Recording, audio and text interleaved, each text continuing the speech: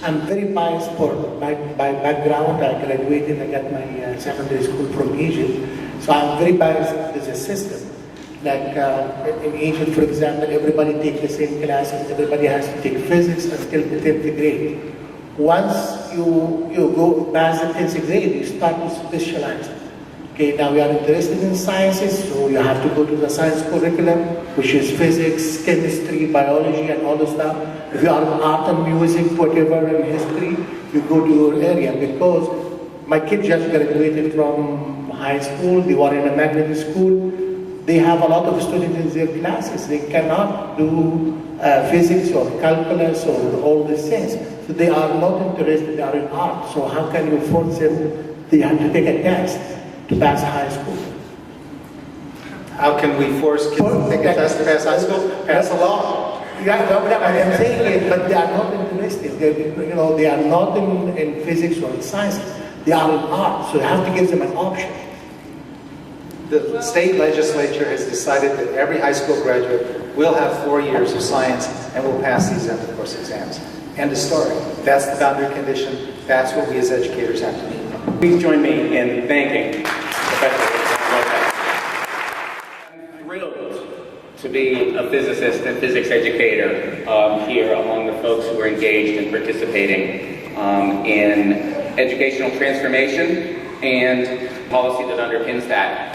Please join me in bringing Professor Richard Steinberg to the stage. He's a professor both of physics and of secondary education at the great City College of New York that my grandfather graduated from. Not one of Richard's students. He's the director of the Physics Teacher Preparation Program at CCNY. He's a scholar in physics education research that you should definitely know of having worked at two of the major hubs at the University of Washington and University of Maryland. His excellent book, An Inquiry into Science Education, Where the Rubber Meets the Road, he'll be telling us about along the way, so I shan't spoil that. But not only does he speak about the challenges, but the opportunities that lay before us.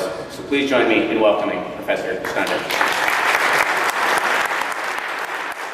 Thank you, Noah. And I, too, pledge my vote to the next president of AAAS, to Jim Gates. As a professor who works quite a bit with teachers in the New York City high school system and graduates of the New York City high school system, it was always a strong desire of mine to have an extended and meaningful experience as a teacher in the New York City schools. Therefore, when it came time to take a sabbatical, it was really a no-brainer for me to go ahead and become a full-time teacher, and I was fortunate enough to be able to do that. What I'd like to do in this talk is share some of those experiences and hopefully, as best I can, connect them to the previous two wonderful talks by Jim and me. Here are some qualitative observations I have from multiple perspectives entering into a year of teaching as a high school physics teacher. As a member of AAPT and an active member of physics education research community, I recognize that there is a great deal that is understood about how students do and do not learn physics and science. I recognize there are wonderful, throughout the whole country, exemplary curricular and instructional strategies and exemplary programs on physics teacher preparation. I've been lucky enough to learn about and from a lot of these, although since I grew up with the physics by inquiry at the University of Washington, you'll probably find me slightly biased towards that. Another perspective I had was that of, that I still have, is that of an introductory college physics instructor. I teach freshman physics at City College. I teach the best of the New York City high school students, New York City high school graduates. And like I suspect many of you who teach freshman physics see as well, I see students who are coming to my class who are weak in science, weak in math, and have poor reasoning skills. Perhaps even more problematic, though, is that they're coming with a flawed approach of what it means to learn and to understand physics.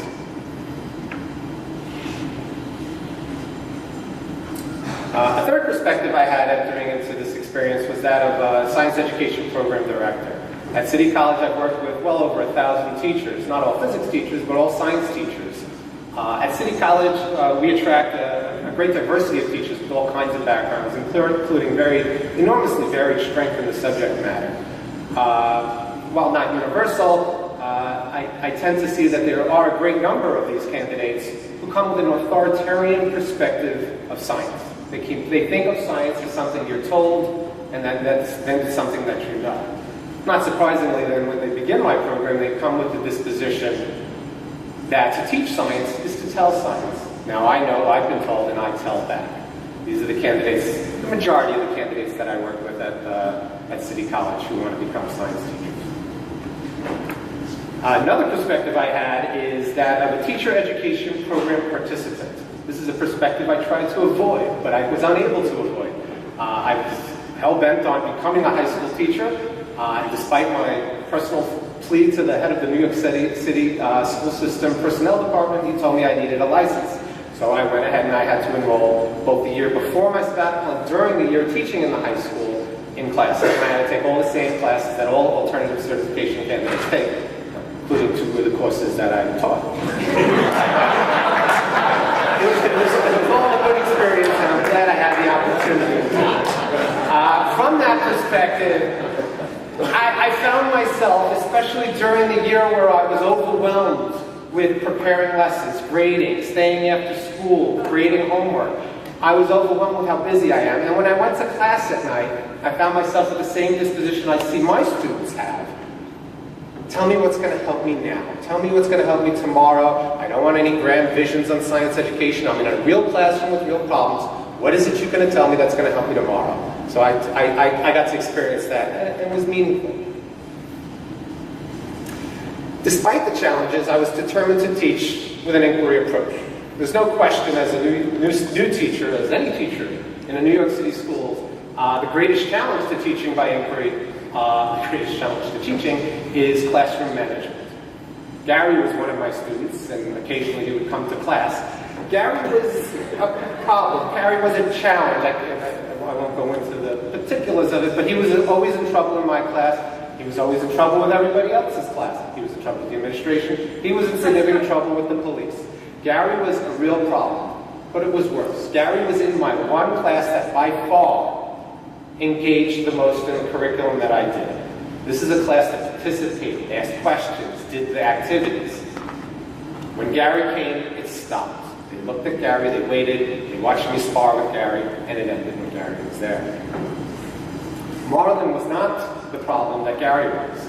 Marlon didn't want to get in real trouble, but he knew how to cause enough trouble that it was a challenge to get things accomplished and to create the classroom environment that I wanted.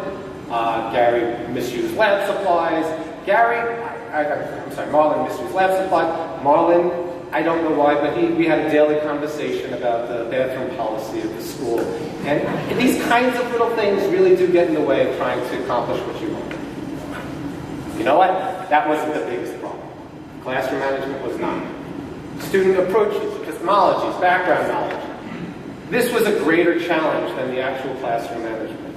How am I supposed to know what to do if you don't tell me? That's an actual quote, but it's also representative of the disposition in class.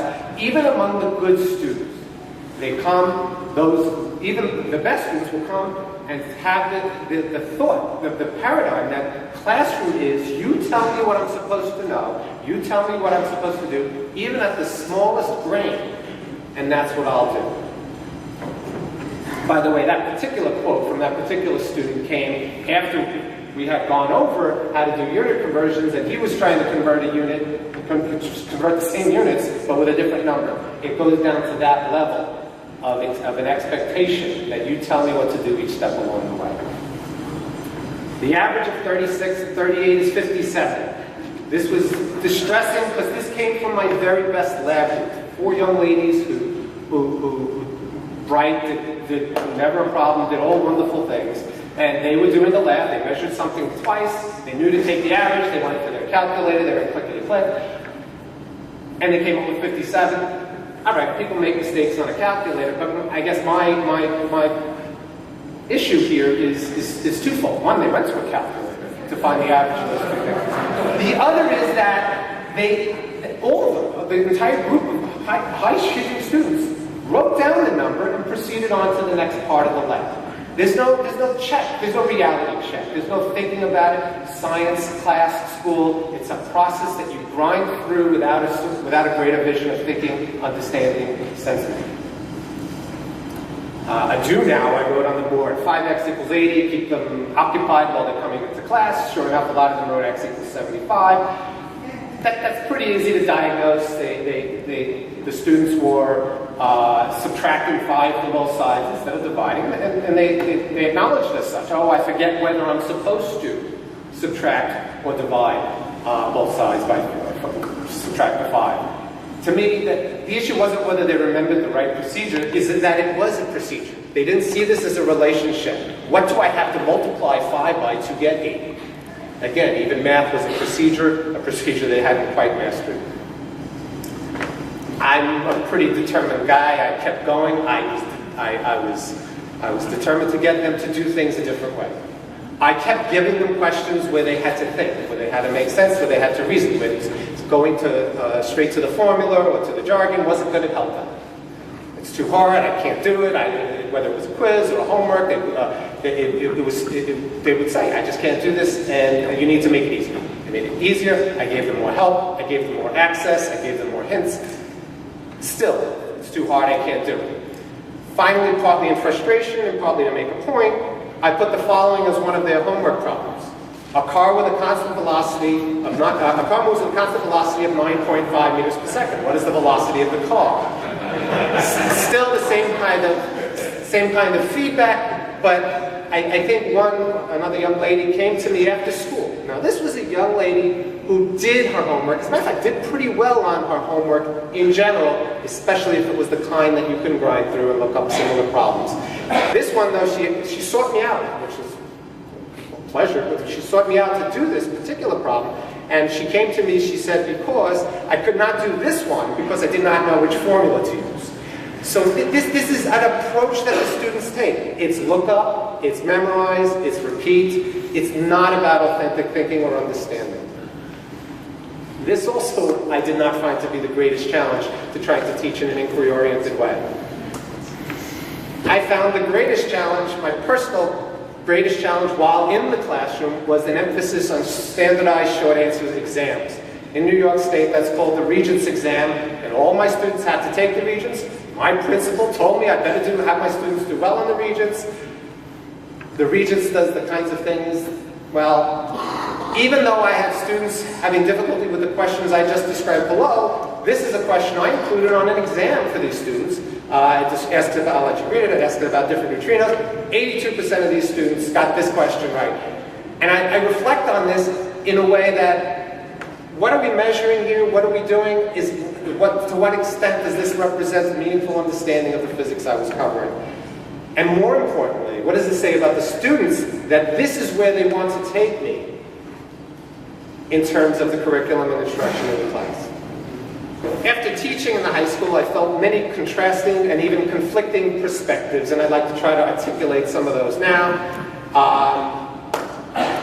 I do this to maybe provoke a little bit of discussion, even if it gets myself filled with goo. I hope you'll allow me to do this because that's what I do.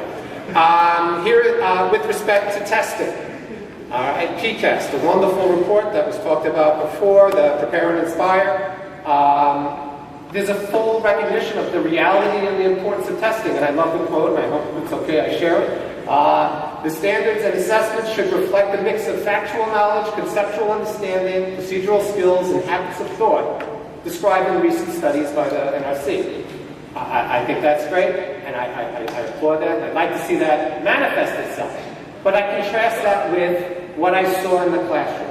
So I went and I opened up a recent Regents exam. You can open any, they're very similar to each other. And I tried to divide, as best, very unscientifically, but I divided all the questions on the Regents. The 2011 Regents have to have 85 questions. And I divided them into the 4 categories articulated by PCAST. Obviously, the great majority of the questions fell in factual knowledge. These are questions where they're asking vocabulary words like the neutrino, or asking students to plug numbers into an equation. I knew the students, I knew the questions, I knew what they knew and didn't know. They're plugging in numbers in a formula without really understanding it, and that's the vast majority of the test that they know is coming at the end of the year.